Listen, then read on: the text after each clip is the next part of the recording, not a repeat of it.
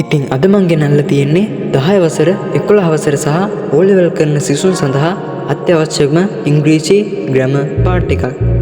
O level paper එකට අනිවාර්යයෙන්ම මේ ග්‍රැමර් පාර්ට් එකෙන් ප්‍රශ්න කිහිපයක් සෑදෙන්න පුළුවන්. ඉතින් අද මං ඔයාලට කියලා දෙන්න යන්නේ ඒක වචන බහුවචන කිරීමේ ක්‍රම 10ක්. මේ වීඩියෝ එක බලන්න කලින් ඔයා අපේ YouTube channel එක subscribe කරලා වීඩියෝ එක බලන්න ගන්න. මේ තියෙන්නේ පළවෙනි නීතිය. වචනයක අගට y අකුරක් තියෙනවා නම් ඒ y අකුරට කලින් තියෙන අකුර කොන්සනන්ට් එකක් නම් y අකුර කපලා ies එකතු කරනවා.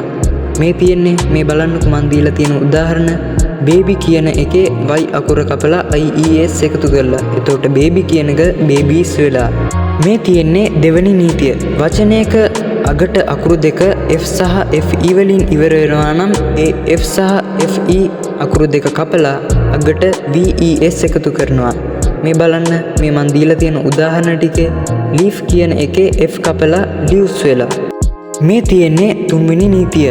වචනයක අගට o වලින් ඉවර වෙනවා නම් ඒ o එකට පස්සේ es එකතු කරනවා. මේ බලන්නකෝ මේ දීලා තියෙන උදාහරණ ටික potato potatoes වෙලා, tomato tomatoes වෙලා, hero heroes වෙලා. ඉතින් මේ තියෙන්නේ හතරවෙනි නීතිය. වචනයක අගට s sh ch x සහ z වලින් ඉවර වෙනවා නම් ඒ වචනේ අගට ex එකතු කරනවා. මේ තියෙන උදාහරණ වශයෙන් bus buses. ඉතින් මේ තියෙන්නේ පස්වෙනි නීතිය. ලැටින් plurals.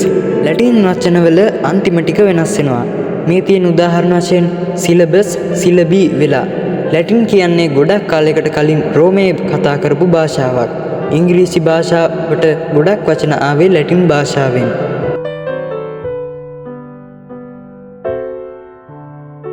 ඉතින් මේ තියෙන්නේ 6 වෙනි නීතිය. completely change words. මේකේ සම්පූර්ණයෙන්ම වචනේ වෙනස් වෙනවා. මේ තියෙන උදාහරණ man men වෙලා, woman women වෙලා.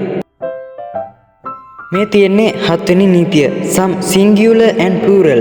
ඒක වචනේ බහුවචනේ සමානයි. මේ තියෙන උදාහරණ fish fishමයි, sheep sheepමයි. මේ තියෙන්නේ 8 වෙනි නීතිය.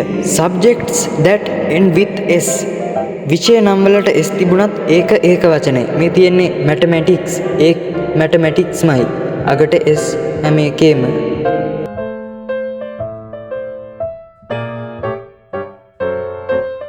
මේ තියෙන්නේ 9 වෙනි නීතිය. වචනයක අගට is වලින් ඉවර වෙනවා නම් is කපලා es දානවා. මේ තියෙන්නේ උදාහරණ විදිහට basis basis වෙලා.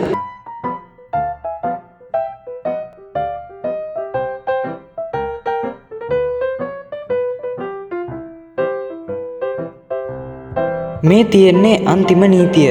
වචනයක අගට us තියෙනවා නම් us කපලා ඒකට i දානවා. මේ තියෙන්නේ උදාහරණ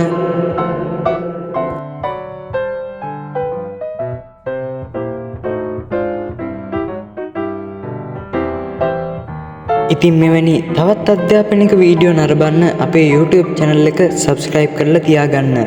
මේ වගේ වීඩියෝ ඕන නම් කමෙන්ට් කරන්න. මේ වීඩියෝ එක හොඳයි කියලා හිතෙනවා නම් ඔයාගේ යාළුවන්ටත් බලන්න share කරන්න.